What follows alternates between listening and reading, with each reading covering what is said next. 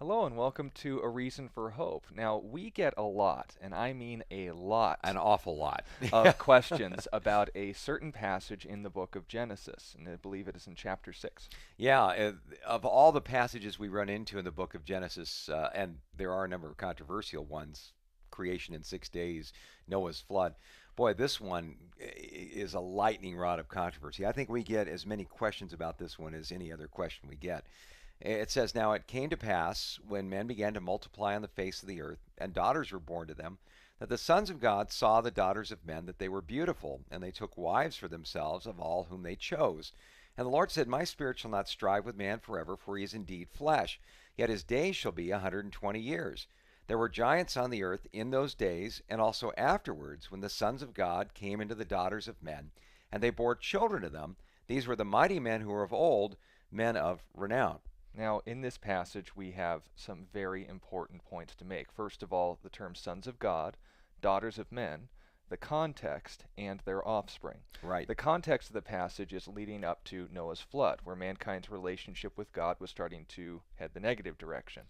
The sons of God is a term in which we'll mainly be focusing on in this study, what that word means. The daughters of men are obviously human beings that are involved in this process. They Right. produce offspring, Right. and their offspring are referred to as mighty men of renown. However, in that And translation, giants. yeah, Yeah. interestingly Yeah. enough, but the word in Hebrew is actually Nephilim. Right. And Nephilim is more literally translated as fallen ones. Yeah. Now, the question is whether or not that's a biological term, a type of species, if you will, or it's a relational description. It's describing what they are before God. Yeah, one of the main points of view on this particular subject states that fallen angels had sexual relations with human women and produced gigantic offspring. And they wouldn't just say this just to say it. In the book of Job, chapter 1 and verse 6, it calls angelic beings sons of God.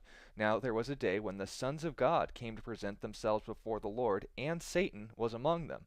And then the conversation goes concerning Job. So, from that reference in the book of Job, identifying angels as sons of God, they would put together this idea that the thing that led to Noah's flood was that these fallen angels had sexual relations with human women and produced, in a sense, a hybrid angel-human race. The theory that goes behind this is that this fallen angel-human hybrid would not be able to be savable, because in the book of Hebrews, chapter 2, we are told that God does not give aid to angels in terms of salvation. Which is another question all on its own. But Yeah. when we're talking about these things, they would also point out passages like in 2 Peter and in Jude, where fallen angels were judged, bound in chains, awaiting judgment in outer darkness or Tartarus, and this point would then be made. This is what's those being those referred. fallen angels who went after strange flesh and didn't keep their previous estate. And they Yeah. would assume that is what's being referred to here. So it's not entirely without biblical precedent. In fact, a However, lot of very good biblical scholars take that point of view. but there is another position, and we would like to clarify that one as well. Yeah, when the Bible speaks about sons of God, it not only uses the term in describing angels, but obviously and very simply, it also refers to human beings who have an actual living relationship with God, who are rightly related to Him. Behold, what manner of love the Father has given to us, that we should be called the sons of God. There is another point of view that states that contextually, what we see in the book of Genesis is this: there are two lines genealogically in Genesis chapters 4 and 5. One is the ungodly line of Cain, and boy, when you see the line of Cain, you see that the acorn didn't fall very far from the tree. There were some real bad actors in that particular lineage. Then we see in Genesis chapter 5 the godly offspring of the son that God gave to Adam and Eve to, in a sense, replace righteous Abel. His name was Seth. And as we take a look at Seth, we see that Seth's descendants were pretty right on. They included, for instance, people like Enoch, who walked with God and was not, for God took him, among others. Noah was of this godly line of Seth. Methuselah also, who was a ticking time bomb essentially for the day of the flood. Yeah. So the interesting thing about this is that after giving this godly line and this ungodly line, suddenly you have the sons of God and the daughters of men being married together. And then the result of this is that the knowledge of the true and living God is threatening to be removed from the earth. Uh, the idea that the sons of God refers to the godly line of Seth, the daughters of men refers to the ungodly line of Cain, really has some compelling evidence behind it. First of all, although you mentioned angels are referred to in Scripture as sons of God, It can be just as much a relational term as a biological one. well, fallen angels are never referred to as sons of God. In fact, in that passage in Job chapter 1, there's an interesting distinction. In Job chapter 1 and verse 6, it says, "There was a day when the sons of God came to present themselves before the Lord, and Satan also came among them." Satan is never referred to as a son of God. And this term son of God here seems to imply, like the other term, a right relationship with him. So sons of God would tend to refer to a godly lineage. The other interesting thing is this: in the book of Matthew, chapter 22, when Jesus was answering the question of the Sadducees who denied the idea of a resurrection, he corrected them by saying that those who were worthy of taking part in the resurrection neither marry nor are given in marriage, but are like the angels. Well, what Jesus is saying there is that angels aren't married or given in marriage. They do not have procreative abilities.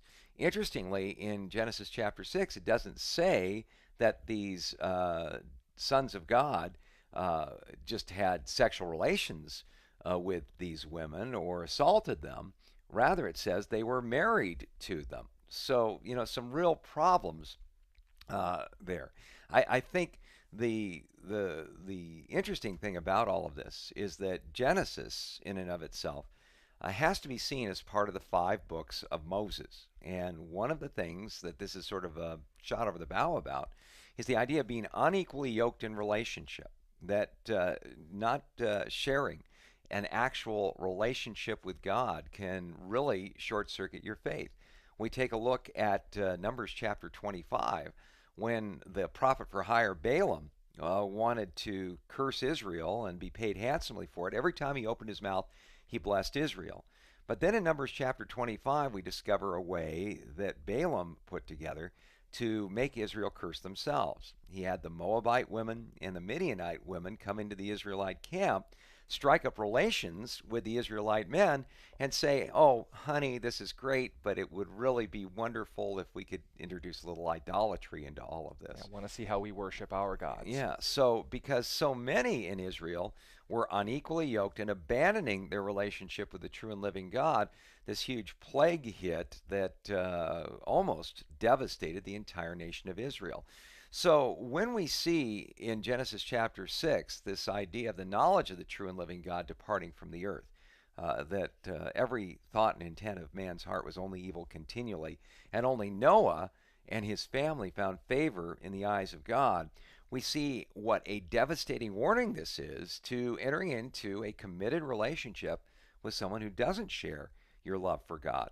We all hear stories about missionary dating and, oh, I married this guy and then eventually came to know the Lord. Well, if that's happened to you, good on you. But more often than not, the person who's ungodly is going to pull down the godly one rather than the godly one pulling up the ungodly.